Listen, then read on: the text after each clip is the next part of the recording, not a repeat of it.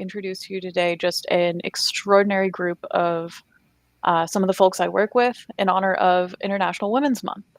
We're so excited to be here with everybody today to chat about our experiences working in the cybersecurity community and industry. We'll talk a little bit about women leaders that we admire in cybersecurity and why, common challenges that women, common challenges that women and other underrepresented folks in cybersecurity face, and our experiences overcoming them, and how we've built our career paths in offensive security. Most importantly, though, we want to hear from you and answer your questions. Before we get started, I'd like everybody here to introduce themselves. So please take it away. Hello, my name is Britt Howell. I am a Senior Engagement Manager at Bishop Fox. I've been here for about 4.5 years, and I've been in cybersecurity about the same amount of time. Hey there, my name's Jessica. I'm a security consultant at Bishop Fox. I've been here about 3 years, and I mainly focus on pen testing applications and cloud as well. Hi, I'm Katie. I'm also a security consultant, and I focus on web application and cloud security and penetration tests as well. So, thank you. And with that, let's get started. So every person's path into cybersecurity is completely unique. What inspired you to pursue this career path, and how did you navigate to where you are today at Bishop Fox and in some of your local communities? So I started my project management career at a university. I was doing multimedia production, application software development, custom course content. And so I got to manage a pretty large variety of tech-related projects.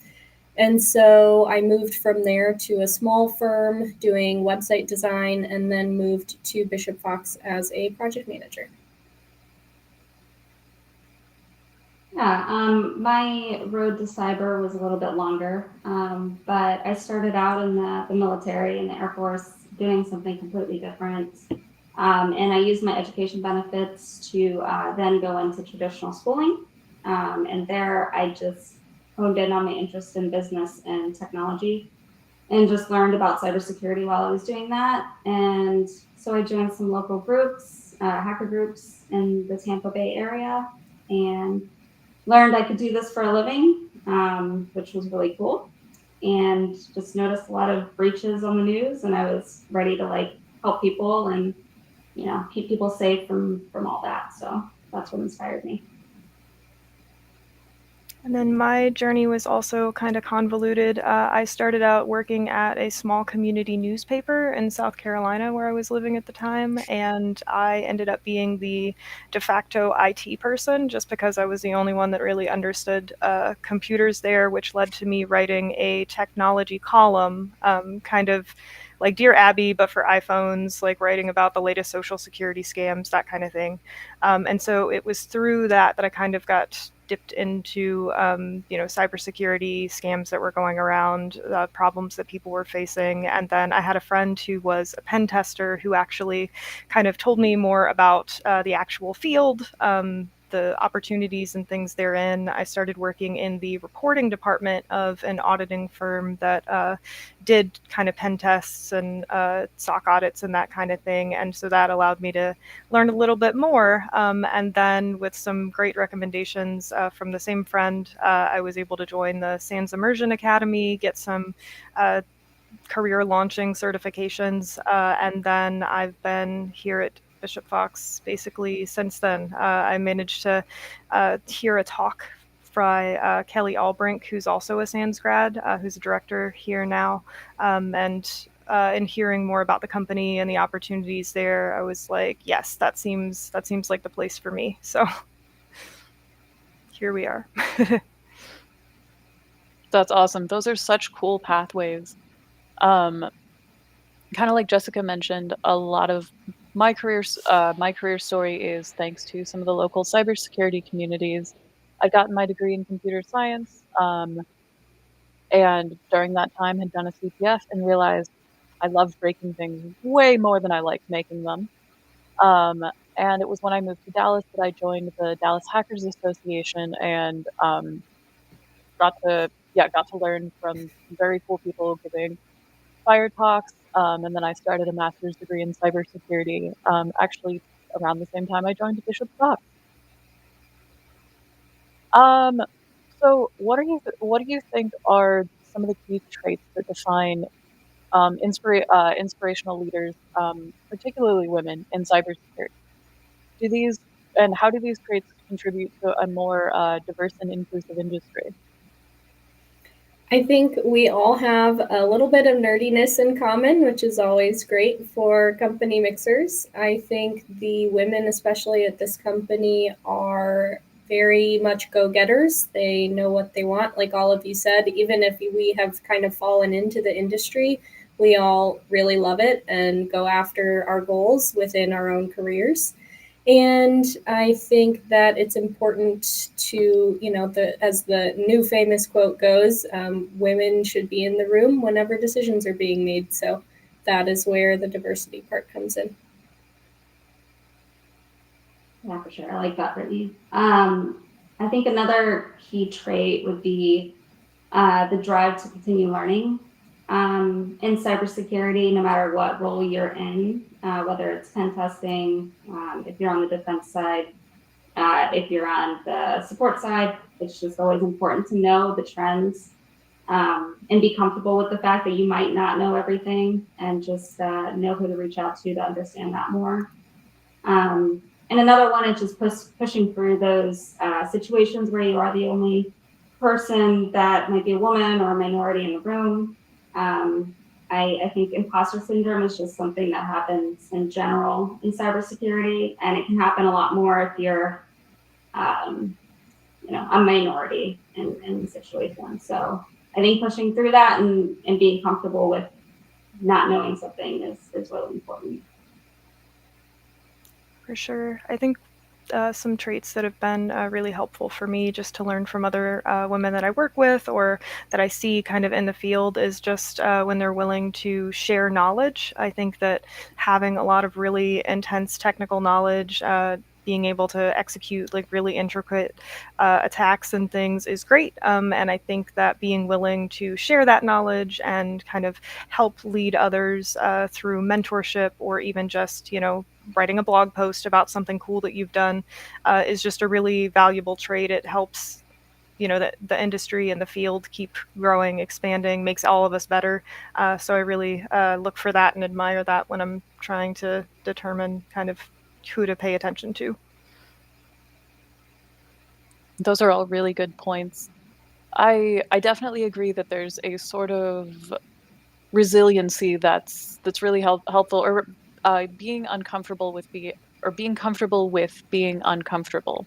Rather, like you said, there's imposter syndrome. I think is something that affects everybody, but it certainly affects folks who are underrepresented in this industry, um, and you you have to be willing to put yourself out there and say you don't know things even when that feels even more threatening. um I also loved what y'all said about sharing knowledge and sharing information. I think one of the really important things I see in some of the leaders is the folks who build a community, try to uplift others, and basically they've seen success and now they're going to bring everybody else with them. And I think that's really important. Um, and of the skills and approaches we've discussed, are there any that you've found particularly valuable to adopt into your career?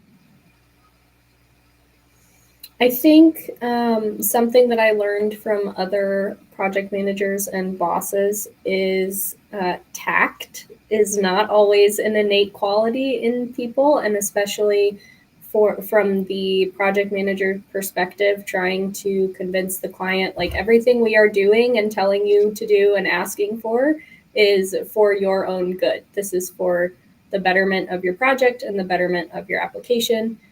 So learning how to phrase things so that the client trusts you and is willing to work with you is really important. I would agree. And I think, again, just pushing through that imposter syndrome, learning more and just being willing to not understand something but try to understand it eventually builds confidence. It's something I work on every day. And just being in that room as the technical lead and just being confident in what you're saying and displaying that is really important, especially when you're talking to clients about their application and being tactful. Absolutely. And I think that what I see is really kind of a combination of both of your answers, because really I've really benefited from just seeing how these, brilliant technical people, especially women, like conduct themselves and relay information. And it's really given me some ideas for personal improvement, whether it is, like Britt said, just having that tact, being able to like not tell people when they're being an idiot. That's very important. And then also, like Jessica said, like having the confidence to be able to say, hey, this is, what's going on, being able to kind of own what you're saying. I think that's been really valuable to me. Yeah, being able to own what you're saying and know you know what you're talking about and how to find that information out is always really important. And so much of what y'all have mentioned, I should be writing down for my own career, if I'm being honest. um, so, so in your time in this industry, have you faced any obstacles related to being a woman, or any other obstacles that you feel like are worth mentioning? And if so, how did you overcome them? Luckily, in my career at Bishop Fox, I have not experienced as much discrimination as you might think being a minority in the industry. The company that we work with, obviously, all our coworkers are fantastic. So I've been really fortunate there. I definitely have experienced, I think, a form of aggression. It comes across as, especially during requirements gathering, and especially older men have a tendency to want to tell you how to run a project when that might not align with your company's processes. It might not be what's best for the project. It might not achieve their end goal. I think the best example I can give is tutorial videos. I did a lot of those at the university, and everyone always wanted a 45-minute to an hour long tutorial video when the attention span of the average student is 3 to 5 minutes. Now it's probably closer to 90, 180 seconds, really not that long. And so it's just not trying to convey that it's not that engaging when you're sitting there for an hour and trying to convince them to break things up, chunk out the scripts and everything. And again, just trying to convey that I know what is best for your project, and I know what's going to help you achieve your goal is really important. Kill them with kindness. Yeah, I think for me, it's just about knowing who to ask questions if I don't understand something, and just thorough communication with clients. Luckily, at Bishop Fox, I haven't dealt with overt sexism in general. I do notice, like when I'm on client meetings, sometimes I feel like I need to over explain my technical background and that I know what I'm talking about. But that's, I think that's a social norm situation and cultural situation as opposed to overt sexism that I've experienced personally. But really just building that confidence, gaining the experience, working on various projects, and just learning as much as you can. Just it builds that knowledge that you need to discuss those technologies and things with clients, for sure. Definitely. I definitely have had kind of a similar experience to Britt and Jessica, where I haven't had a whole lot of overt sexism, which is a great thing. I've heard horror stories from peers who have had much less great experiences either with colleagues or superiors and things like that. So I feel really fortunate to be where I am. I know that one of the obstacles, though, just by nature of being in tech, has been getting really comfortable with being the only woman in the room, sometimes being the only woman on a service team, sometimes being kind of the sometimes the person who has the most technical experience with a given project or technology, and then having to kind of go above what might possibly be, even if it's not deliberate sexism, just asking a lot of questions that are more targeted towards, like, are you sure you know what you're doing, as opposed to what the project is actually going to contain. And kind of like Jessica said, really the only solution for that has just been making sure that I communicate really well, that I'm very clear about, what I need from them or why I'm doing a certain thing, trying to just over communicate kind of what my needs are, just to try and bridge that gap. I think it especially in cases where it may not be deliberate sexism or discrimination, it may just go a long way towards kind of reassuring them that, oh yes, I do actually know what I'm talking about, or I am actually capable to do this thing, because ultimately my goal is to just reassure them, you're in good hands. I promise you, I'm going to do my best here. So just trying to provide them with that reassurance any way I can. Kind of helps me be comfortable too, because then I know that they're not going to be, when we finally get to the readout, they're not going to be questioning everything that we were able to put together during an assessment. Those are all really good points. That's something I think about a lot, is it's absolutely terrifying being the only woman in the room sometimes, because there's this pressure. It's like, if I mess up, are is that going to be just like, oh, I made a mistake, or is the person I've messed up in front of going to take that as a reflection on my entire gender? Because while everybody here is incredibly smart and talented, we all do make mistakes.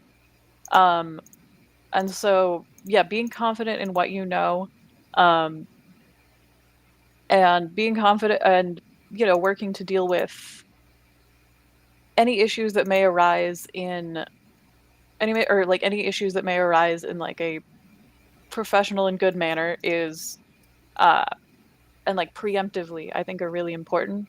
I also think it's really important when you are the only person like yourself in a room, to make sure you have a community of folks like all the awesome people here who have been through what you've been through, who can or been in the same situations you've been in, rather, and can understand, and give good advice.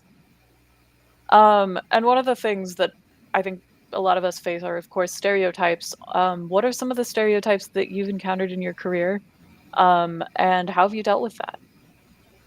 I love this one. As a project manager, the stereotype, I think, is type A, very bossy, maybe no fun to work with. I'm always harping on requirements, but that's the point, right? Like I said, everything I am pushing the client towards is for the good of their project. I might know your processes better than you do because I've been working with you for a very long time. I've been working with some of my clients for 4 years, as long as I've been with the company. So when I have new service teams come on, I can point them to their own resources, their own company's resources on pen testing. And that is always really great. And yeah, like you said, so having backup as in the form of a person is fantastic. Having backup in the form of documentation is also really, really useful. Point them again to our agreements, whatever those might be, their own documentation. And we have so many helpful resources as far as pen test guides for clients. So anything where if you feel like you are ever being questioned, if you can back it up with something, you don't have to prove your worth. You know your worth. You just back it up with some emails. Yeah, I like that. For me, some stereotypes, I guess the biggest one is the assumption that I'm not the technical person on the project. But, I address that kind of with that, again, going back to just learning what I don't know and what, being confident in what I already do know. And just having that network of people, either inside your company or outside your company, knowing where the resources are. I mean, we have the open internet too, so we can always, find information that way. So that's really cool. But, in another way, I think one maybe good stereotype about women in the workforce is that we are good communicators. And I think for me, I do a pretty good job of communicating what I need from clients, what I need from everyone on my team. If I need to ask questions, I'm usually pretty comfortable with that. Some people aren't. Just depends on your personality. But yeah, just not being afraid to ask for what you need and ask for more information from clients and all of that. I know that can be intimidating, but it's something I really do a lot of. So yeah. For sure, for sure. I think, again, I'm gonna just cheat and combine what you guys have said. But basically, I've encountered kind of a stereotype of women being less technical. It may be, like Jessica said, it's something where they are less inclined to think that I'm the technical person on the team. But just making sure to communicate well. If I'm not clear on something, also, like you guys said, feeling free to make up whatever connections I need to, whether it's going back to the documentation to try to find answers to something or to try to find additional background information, or whether it is, reaching out to the network, contacting the technical lead on the project, just like, hey, they asked me a question. I think the answer is this, but they seem to be fighting me on stuff. Like, is this actually the answer? Getting a second opinion before you kind of make additional strides. If you're in a situation where you're already kind of facing some resistance, has been really helpful. Just kind of knowing when to call in your backup, whether it's, like Britt said, additional documentation, or if it's, someone on your team who can speak to what you're saying, or even just you send a Slack message and then they send another Slack message that's like, yes, I agree. Just having that additional backup is sometimes enough to kind of bridge those gaps and get past those barriers. I definitely agree with all of y'all with but I feel like I face the assumption a lot that either I'm not technical or that I would very much prefer to not be. And this isn't something I've really faced internally here at Bishop Fox, but certainly in college, I've had instances where I worked with a male partner on a project who said, "Oh, no, no, no, don't worry, I can totally code everything." I was like, I wasn't worried, but actually now I am. I would very much like to do the work and make sure I know what I'm doing. And even as I've continued into my career, like I distinctly remember a conversation I had earlier where I was like, "Oh, I really want to get into pen testing," and the person said, "Oh, you mean social engineering?" Uh, and now don't get me wrong, social engineering is an incredible skill. It's not a skill that I have. You put me on a phone call and I shut down just like pretty much anyone else my age. Um, I and I that's an incredible skill and should be counted as a technical skill, but sort of the assumption of like, no, you definitely want to do this, right, is something I've seen. And on the kind of while we're talking about technicality, and Britt, this might be something you've experienced the flip side of. I've definitely seen that sometimes in my interactions, people are like, "Oh, she's the technical one, so she's the only one we're going to talk to, the expert on everything."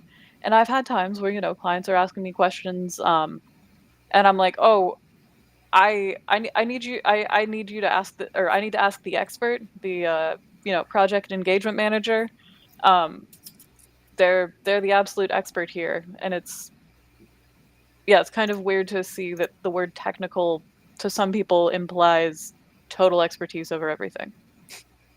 Yeah, definitely. So that's something that we've kind of touched on in a few of the last few questions, but knowing when to use your resources, knowing where to find those resources, again, when they are other people is really important.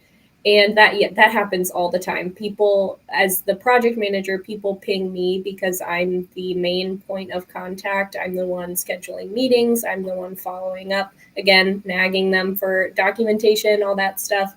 So a lot of times they will ping me with a technical question on a finding or on test approach when that is not my area of expertise at all. So kind of the opposite of what you all just said.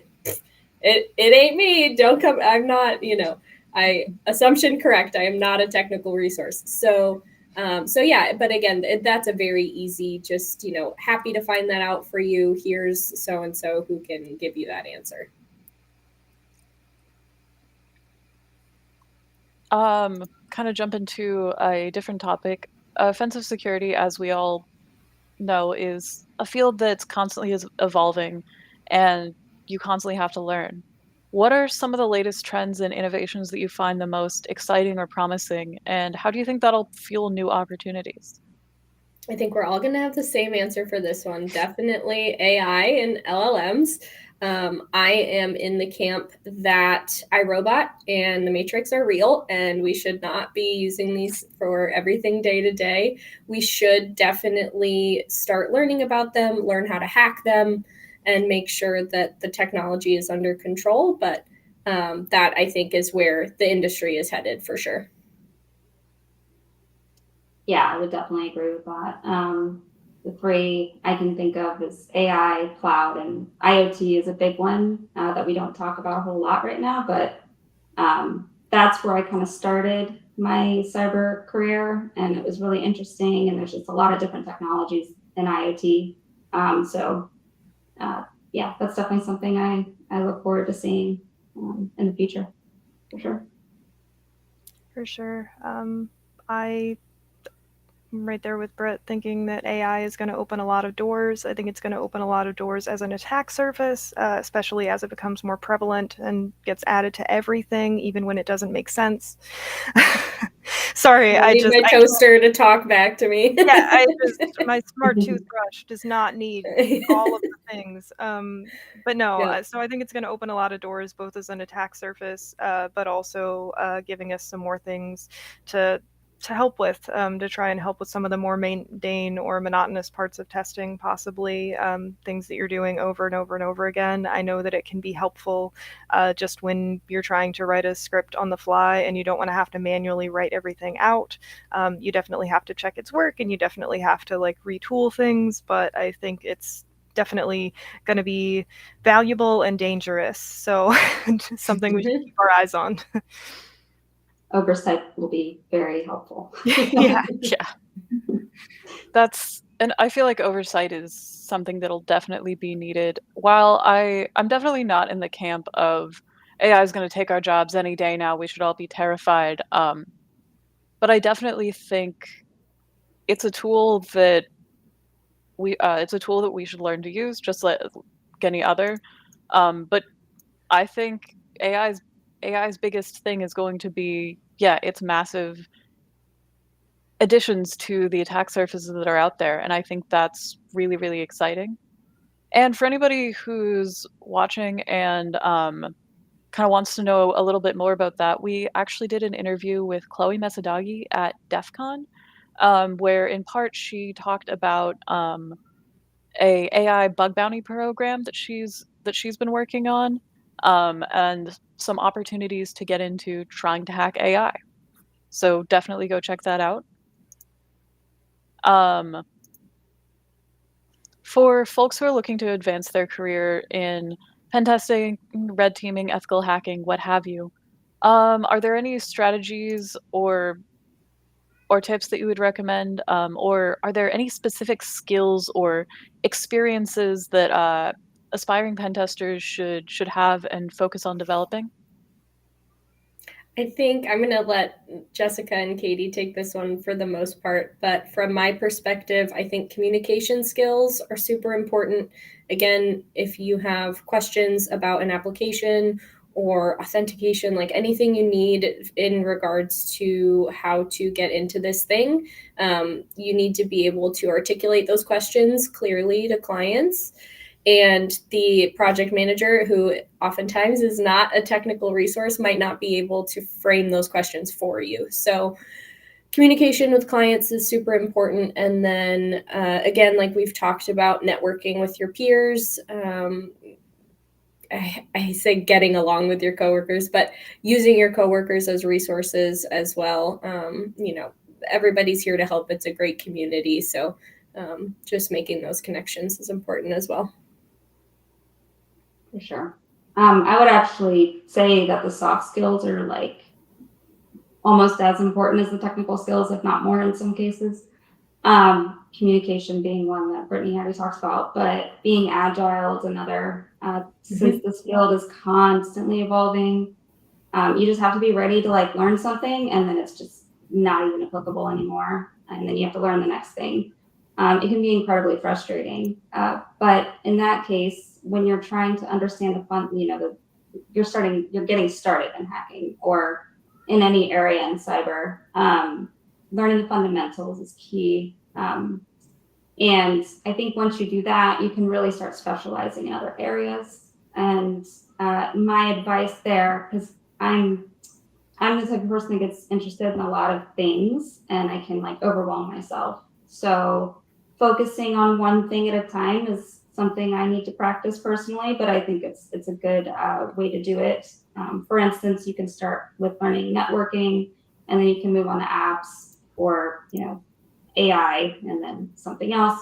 But that's definitely something that I think is hard for a lot of us, because in tech, there's just a lot of stuff you can learn, and you just might be interested in a lot of things. But I would say one thing at a time is really important. For sure. Let's not burn out before we get started.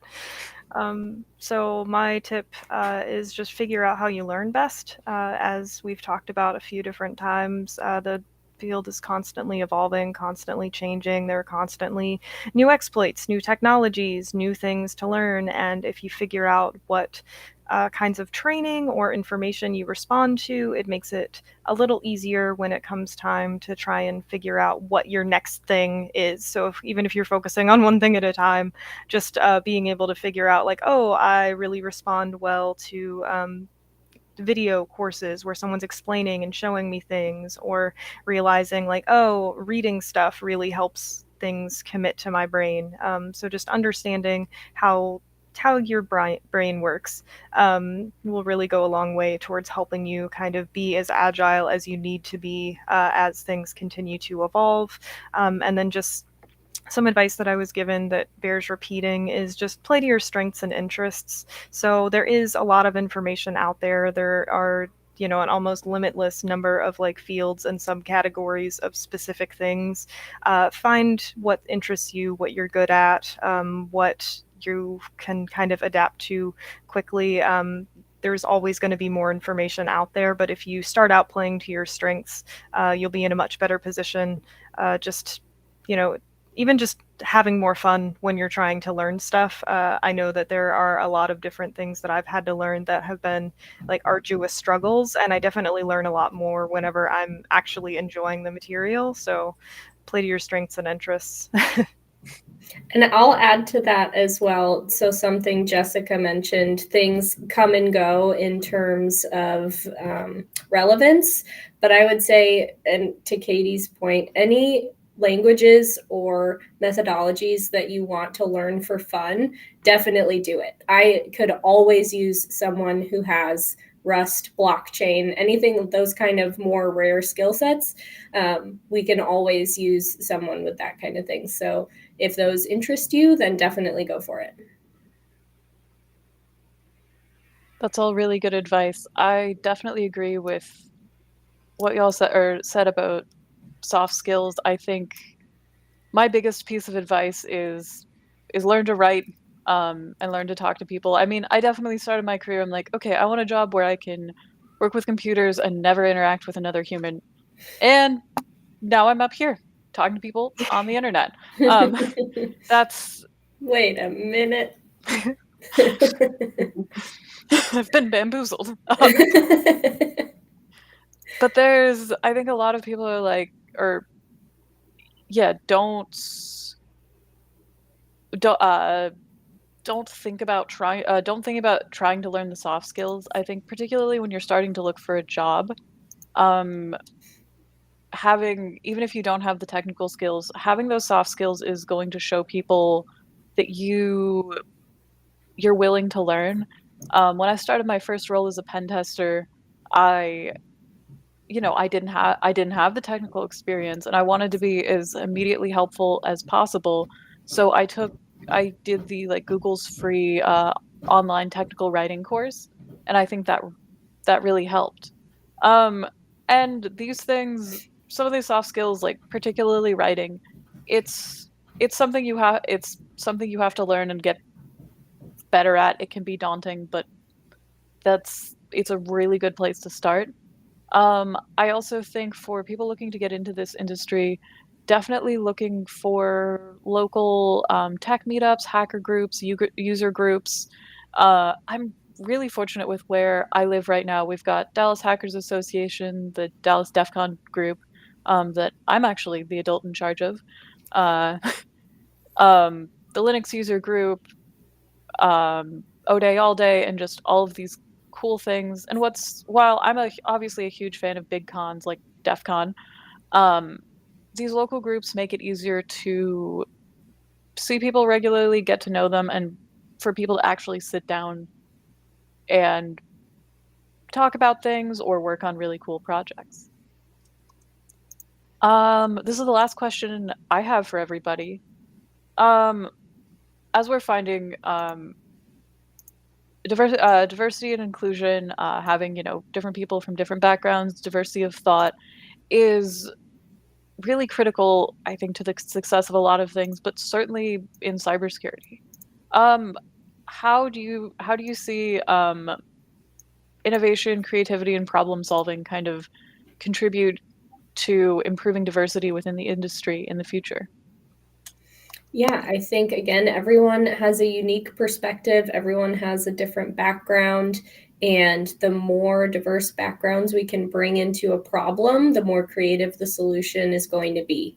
So, women should be in the room whenever decisions are being made, but also so should minorities, anyone else, who might feel like they haven't always been able to voice an opinion are sometimes the people with the most creative solutions. So I think the more that we do things like this, do these discussions and just kind of bring it up and make it known is really important. And I think it's had a positive impact already. We've all said, our experience so far has really not been that bad. So that is definitely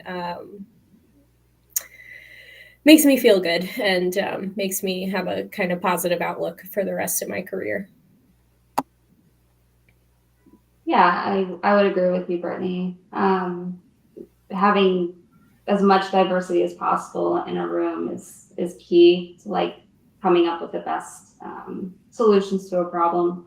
I wholeheartedly believe that, and it's been proven in many studies. But I think just in the last 5 years or so, I've just seen such a big shift in the amount of women and minorities I see in those rooms making big decisions. So I think that's really cool. And I think the more that we bring those people in to help with that, I mean, we're just going to see more and more of it because we're more likely to bring in those from diverse backgrounds if we're in charge, right? And we're diverse. So yeah, I think we're already solving the problem in a lot of cases, in a lot of industries, and a lot of businesses. So it gives me hope for sure.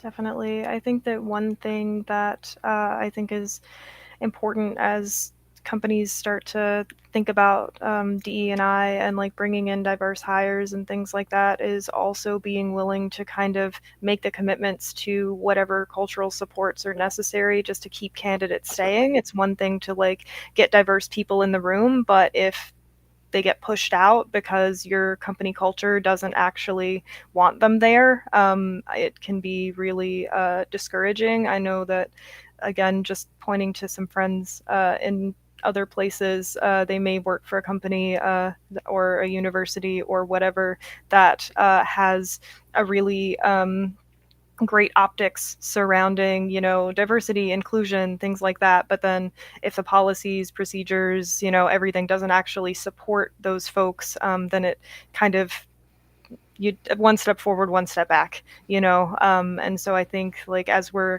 trying to think about ways to bring more diverse folks in and kind of reap those benefits, it's also important to think about trying to give those folks support and make sure that we can actually keep them on board. I like that you said that, because it's like a lot of companies will hire diverse candidates just to check a box, I think.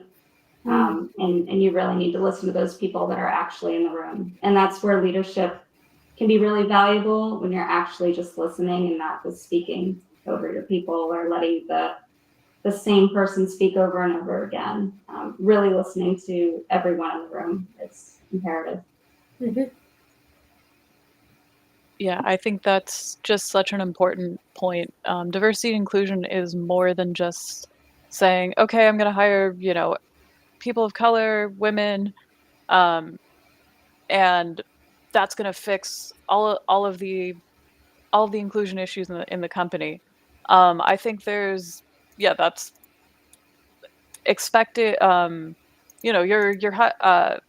You're hiring people to do specific work, and it's sort of an unfair expectation that they should also be kind of changing the company culture. It's one of those things that, yeah, you want to listen to those people. But I think we've all definitely experienced, or I don't want to speak for anybody else. I've certainly experienced cases where I came in, and it was like, oh, nobody in leadership has my perspective. Um, you know, it isn't kind of seeing the same things, and it felt like, yeah, just more of a uphill battle. And that's something I'm always really impressed by here at Bishop Fox, actually, is the way that I see, representation at so many levels throughout the company. Um, and I think, yeah, having that is important to particularly innovation, because we want to make sure everything works for everyone.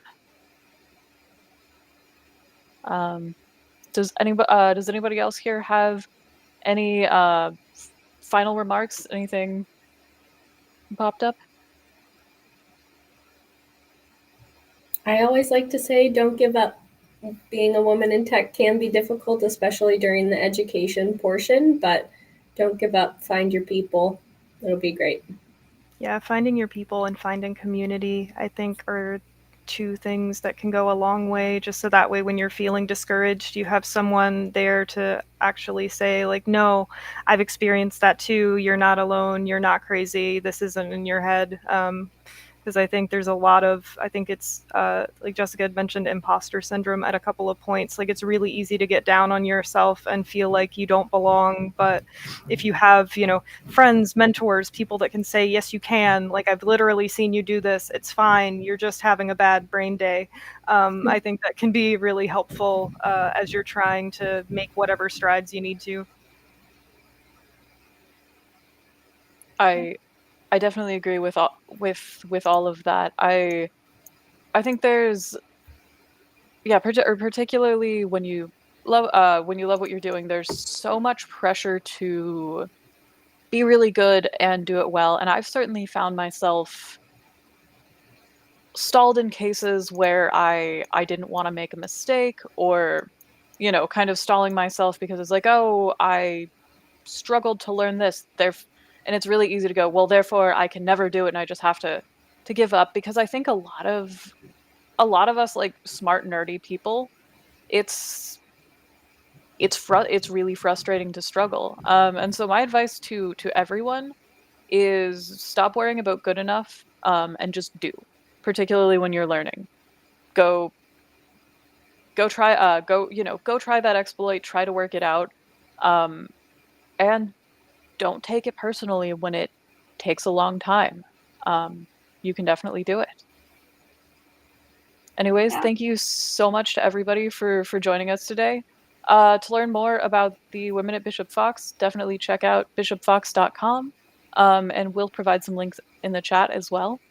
And we'd love to know what everybody who's watched thinks about this session, so definitely let us know in the comments. And see y'all next time.